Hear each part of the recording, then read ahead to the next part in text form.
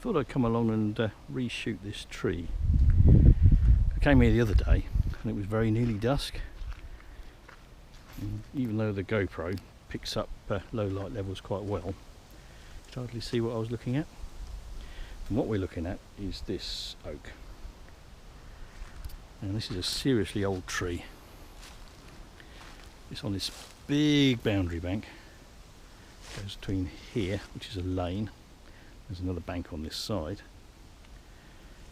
So it goes between the lane and these springs, which are now water treatment and water production, and by the water company. So it sits on this big old bank, which has been here a very long time.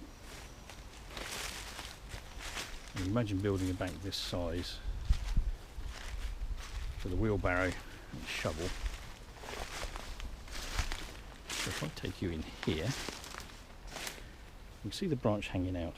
Basically this has been managed years and years and years ago as part of a hedge. We cut and recut. And you can take two sort of, standpoints on this. This may have been deliberately laid. So cut, laid over deliberately in the expectation that it'll regrow.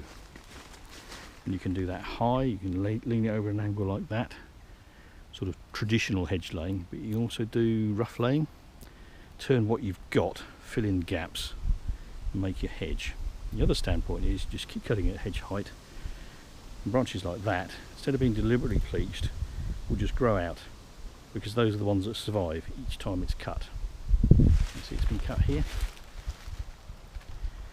but this tree is joined to this tree, and this looks like a stop cut, so it's been cut at hedge height, and that's probably attached to that tree there, and to that tree, and to that tree. Right, let's take a bit of a risk here. Down in here, and you can see that these ones are joined. A hole through there, and this is probably an auto graft where two parts of the same tree have grafted themselves together and become one. You can get auto grafts between different trees, but it's much rarer than two parts of the same tree. So if you look from here to here, suspicion is that these are part of the same tree, and that's kind of backed up by if this is an auto graft. See, it's thin here. Is this a coincidental branch from this tree, or has it gone all the way through and then gone up faster and gone all the way over there? But any which way, this is a big tree. Over here, over there, you can see some moribund hawthorns, which would have been part of this same hedge. So cut at this similar height, and cut and recut and recut. You can see there's a branch here that's gone over, disappeared. A quick look at the back. Black thorn in behind it, with those strips of lenticels on the bark. And that might be a sapling, or possibly an outgrowth of this tree again. If we look along here, again you get another idea of the size.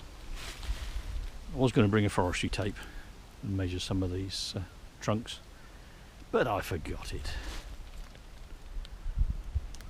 Which is the size of the bank. In the bottom of the ditch here, well, we're above the bottom of the ditch because there's a hell of a depth of leaf mould in here. But I'm 5'8", that's my own level, so about 5'4". And we're still below the level at which these trees have been cut.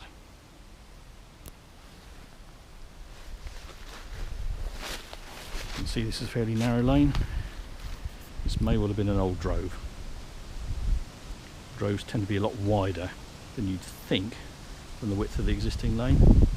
Bank on that side, surface lane which is now constrained, it doesn't move about, and then various bits of ditches etc. to try and keep the lane dry before it was surfaced, and a big bank for the important area of land which we've been in here, which years and years ago may well have been flood meadows, water meadows, which have been very important in the agricultural economy, because there's chalk springs up that away, and the water coming out of the ground is of course much warmer than the ambient temperatures through the latter part of the winter, so they'd have been deliberately flooded with this nice comparatively warm water, which will allow the grass to grow underneath and then dried out, and that would have been your early bite of grass once they have dried, just at the end of the winter when you're coming to the end of your stored food supplies for your stock. So do the same as we did last time. Start opposite here, and we walk along here.